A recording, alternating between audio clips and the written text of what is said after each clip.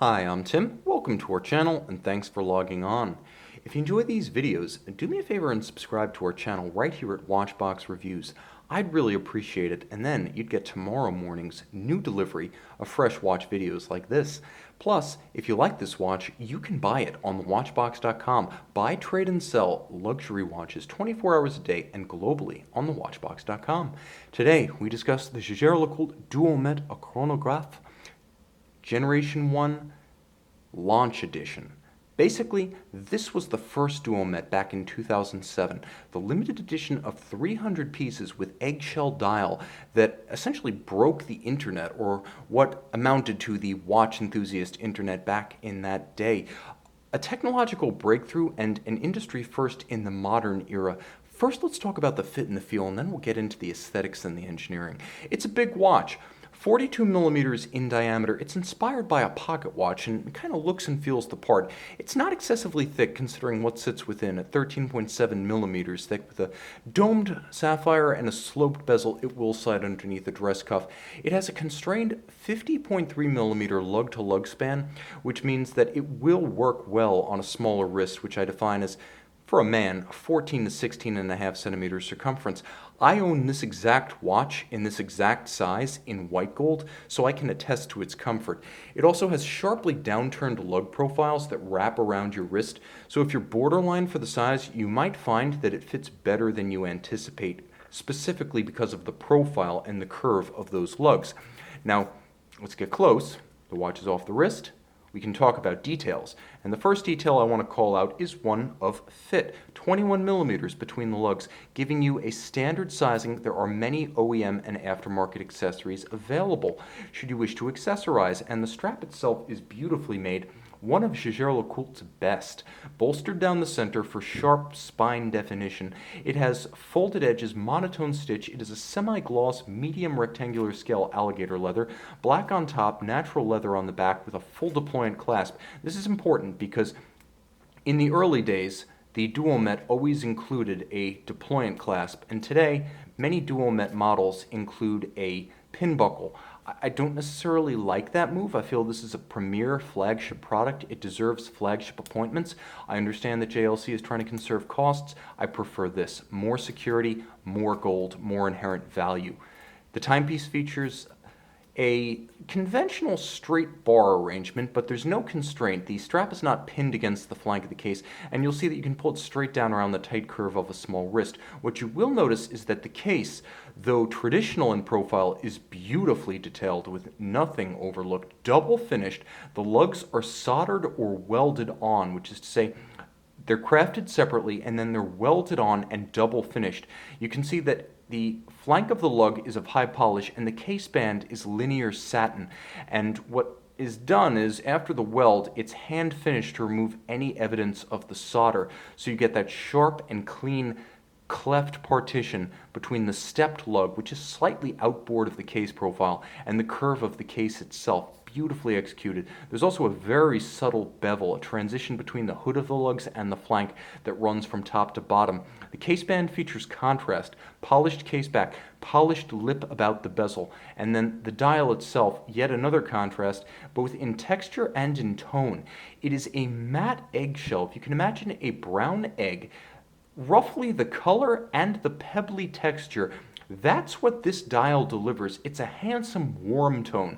And while I often find yellow gold watches to be somewhat severe, I get none of that from this watch precisely because of the warmth of the dial. It's a very approachable face.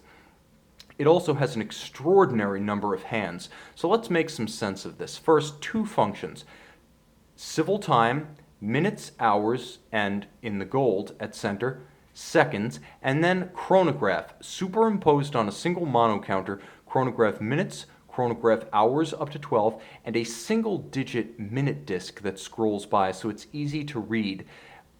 Tens, single digits, and hours concurrently on one scale. There is also a foudroyant, a flying second in 1/1/6 increments. So if you stop the chronograph, it is a mono-pusher. If you stop the chronograph, you can read hours, tens of minutes, single-digit minutes, Radially, there is a center chronograph seconds hand in blue, heat blued, and then there is the foudroyant hand, so you have 3/10 of a second in addition. A power reserve for both separate functions. There are two mainspring barrels, both equal to 50 hours, so the system, and we'll reset it for a little bit of theater, the system can run for 50 hours. So you have 9 hands and a scrolling minutes disc on this dial. You also have an individual number plate.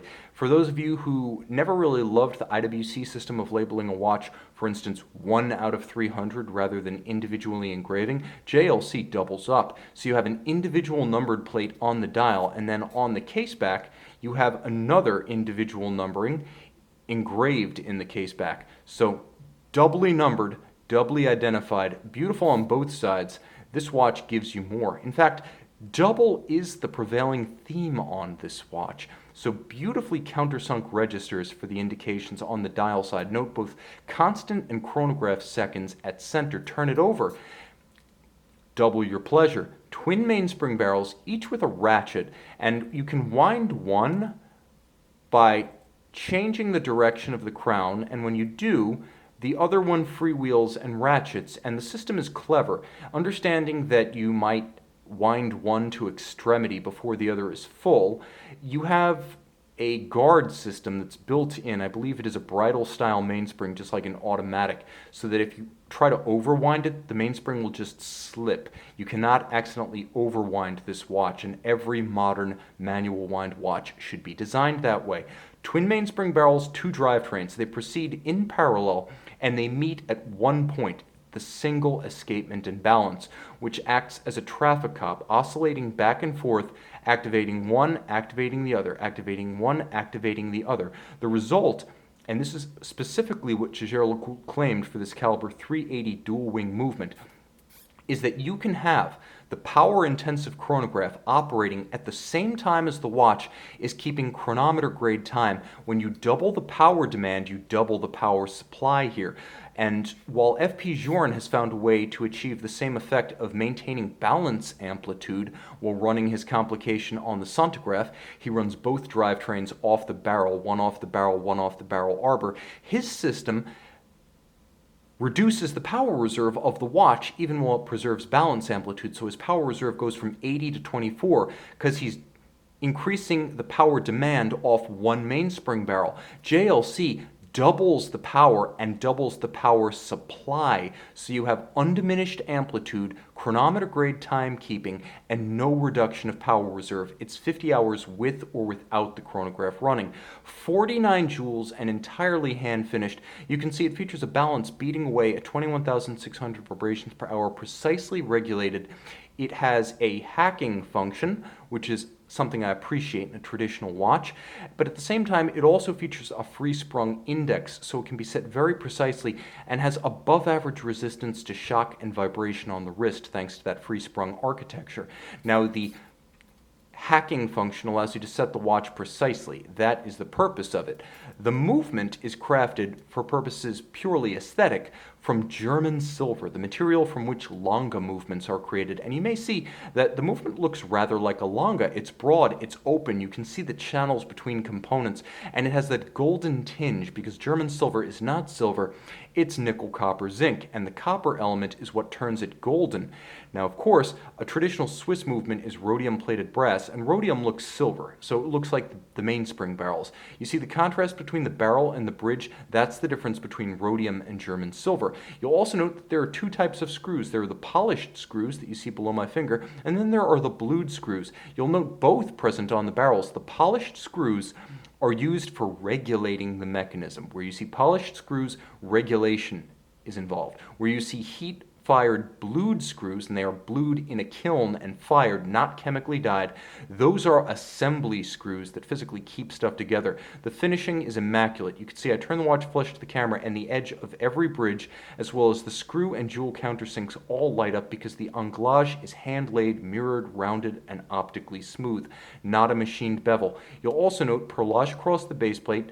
All of the screw heads that feature a polished finish are black polished, the highest standard of optical finish, and there is a Côte de Soleil, or a sunburst, set of Geneva waves radiating out from the balanced center. There are also a number of grained or satin finished surfaces, such as, for example, the cover of the balance assembly. Beautifully executed, the highest standard of finish. It features a column wheel for traditional operation for a crisp, tactile, and audible report as you cycle the chronograph. This is the original 2007 Jaeger-LeCoultre Duometre, a chronograph.